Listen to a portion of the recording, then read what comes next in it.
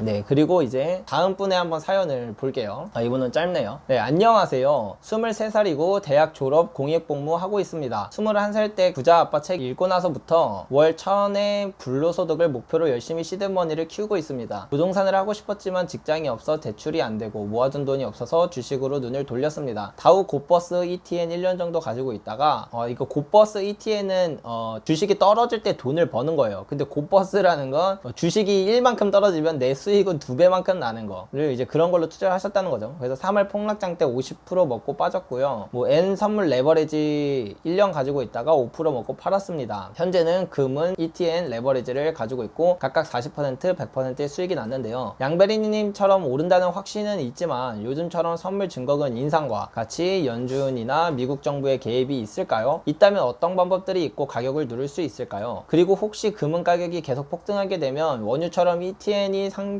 폐지되거나 계리율이 크게 벌어질까요? 원금은 2,006만원 정도이고 현재 수익금 포함 자산 평가 금액은 약 4천만원입니다. 매달 50만원 정도 계속 넣고 있습니다. 모은 돈은 투자 예정이고 하는 중입니다. 감사합니다. 네, 이렇습니다. 그래서 이분을 요약해드리면 이해동님이라고 하시고 나이는 23살이세요. 다우 곱버스 투자하셨고 뭐 N선물 레버리지, 금은 레버리지 ETN 투자, 이거는 지금 투자 중이시고 이해동님 지금 여기 계시네요. 네, 반갑습니다. 그래서 ETN이 상폐될까, 괴리율이 벌어질까, 그리고 뭐 이런 것들이 질문이셨고 지금 현재 뭐 4천만원 투자 중이시고 매달 50만원씩 투자 예정이시다 라고 이렇게 말씀을 하시네요. 일단은 이해동님은 제가 볼 때 거시경제를 좀 볼 줄 아시고 매우 공격적인 투자 스타일이세요. 그러신 것 같아요. 현재 금, 은이 오를 거라는 확신이 있기에 이제 금과 은의 레버리지 상품에 투자하고 계시다고 하셨는데요. 일단 질문 주신 내용은 선물 증거금 인상 혹은 연준의 개입으로 금과 은값이 내리는 것은 아닐까에 대한 그런 답변을 먼저 드리면, 사실 이게 바로 내일 올라갈 영상인데 그냥 뭐 질문 주신 김에 지금 먼저 답변을 드리면, 과거에 이제 2011년쯤에 있었어요. 그 선물 증거금을 인상한 적이 있었는데 그때가 8월 10일이었던 것 같아요. 네, 2011년 8월 10일에 이제 선물 증거금을 올렸단 말이에요. 근데 기가 막히게 그때를 이제 최고점으로 찍고 그때부터 쭉 하향했어요. 이제 금 가격이 쭉 하락했단 말이에요. 그래서 이제 얼마 전에 8월 11일에 2020년 8월 11일에 이제 또 선물 증거금이 올라갔단 말이에요. 그래서 이제 또 금 가격 이제 꼭지 찍고 내려가는 거 아니냐, 이제 이런 걱정을 하시는 분들도 되게 많으신 것 같아서 답변 먼저 드리면, 사실 이게 그거 하나 때문에 내려간다 라고 말하기가 참 어려워요. 왜냐면 일단 과거의 역사 속에서 그랬던 적이 딱 한 번밖에 없었고, 그때 그 사건 가지고 뭔가 앞으로도 그럴 거다, 이번에도 그럴 거다 라고 사실 예견을 하는 건 많은 오류가 있을 수 있거든요. 그거는 별로 신뢰성 있는 대답은 아니죠. 그럼에도 불구하고 이제 제 개인적인 의견을 한번 말씀드리면, 증거금이 인상되거나 혹은 뭐 연준이 또 어떤 걸 할 수 있는지 물어보셨는데, 예를 들면 금과 은만큼은 어떤 양도소득세를 늘리겠다, 뭐 이런 정책도 쓸 수 있죠. 뭐 이렇게 사실 수요를 둔감시킬 수 있는 그런 정책을 만약에 핀다고 하더라도, 그럼에도 불구하고 저는 그게 은 가격의 그 상승하는 속도는 막을지언정 은 가격의 추세 자체를 꺾어버릴 수는 없다 라고 저는 생각을 해요. 왜냐면 제가 자주 언급드렸지만 결국 금 가격을 움직이는 가장 큰 요소는 딱 두 가지예요. 실질금리와 생산량. 그러면 예를 들어 보자고요. 지금처럼 이렇게 실질금리가 마이너스일 때는 그냥 돈을 그대로 놔두고 있는 것 자체가 위험이에요. 은행에 넣어두는 것도 위험이고, 어떻게 해서든 사실 채권 투자도 그런 단기금리인 채권 투자도 또 위험하죠. 왜냐면은 물가 상승률한테 어차피 잡힐 테니까. 그리고 이제 잭슨홀 미팅 때도 이제 파월 의장이 물가 상승률을 어느 정도 용인할 거다 그런 얘기를 했었는데, 그것 때문에 실질금리는 더욱더 하락할 가능성이 있다면 이게 저희같이 뭐 100만원 200만원 가진 사람들이 아니라 진짜 몇십조 몇백조를 운영하는 그런 기관들은 금을 안 살래야 안 살 수가 없단 말이에요. 그러면 이제 이런 거죠. 그런 정책을 쓰면 어떻게 되는 거냐면, 어차피 그 사람들은 뭐 결국에 사야 돼요. 뭐 예를 들어서 1억을 산다고 치죠. 뭐 1억으로 금을 뭐 2kg 살 수 있다고 쳐요. 근데 그 사람들은 이제 선물로 사니까 뭐 한 20kg 산다고 칩시다. 원래는 20kg를 살 수 있었는데 이제 증거금이 올라버려서 20kg가 아니고 한 15kg밖에 못 사게 되는 거예요. 그러니까 사긴 사는데 그 수요가 줄어드니까 원래는 이만큼까지 상승했어야 될 게 그냥 이만큼까지밖에 안 오르게 되는 그런 현상은 일어날 수 있지만,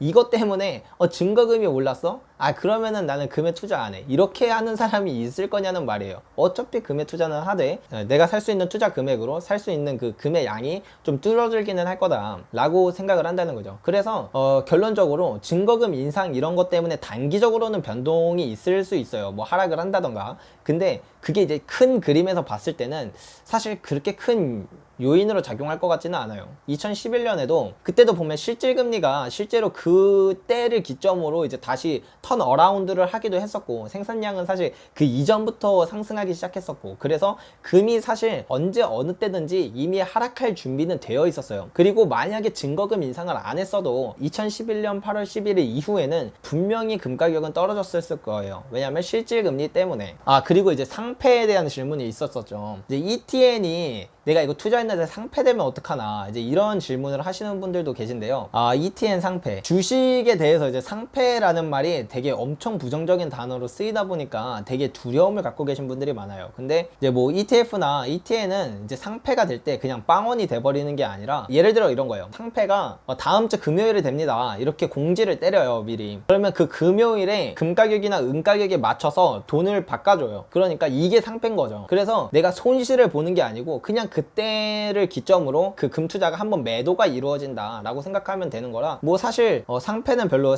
신경 쓸 부분이 아니시고요. 그리고 이제 괴리율은 저는 왜 이거를 고민하시는지 모르겠어요. 사실 괴리율이 일어나면은 이미 투자한 사람들한테는 엄청난 기회거든요. 왜냐면 지금 은 가격이 20달러인데 뭐 괴리율이 엄청 벌어져서 막 24달러에 거래돼. 그러면 저는 이미 보유한 사람 입장에서는 그 4달러만큼의 프리미엄을 더 받는 거잖아요. 되게 좋은 거 아닌가요? 되게 좋은 거 같은데. 4달러! 여하튼 이제 이해동님의 이제 포트폴리오 조언을 드리자면, 금과 은에 이제 상승할 거라는 그런 확신이 있으셨다고 하니까 일단 금과 은 레버리지를 그대로 보유하시는 걸 좀 추천드려요. 근데 다만 이제 일정량은 저는 달러 레버리지 ETF를 좀 보유하시면 훨씬 더 효율적인 투자가 될 거다. 금과 은이 계속 오르면 좋죠. 계속 오르면 좋은데 지금 레버리지 상품을 하고 계시잖아요. 근데 레버리지 상품 같은 경우에는 워낙 변동성이 크니까 이렇게 변동성이 극대화되면 그 리밸런싱 효과가 엄청 커져요. 그래서 만에 하나 이제 경제 위기가 도래한다면 금이랑 은도 같이 떨어지거든요. 그래서 금, 은 레버리지의 손실은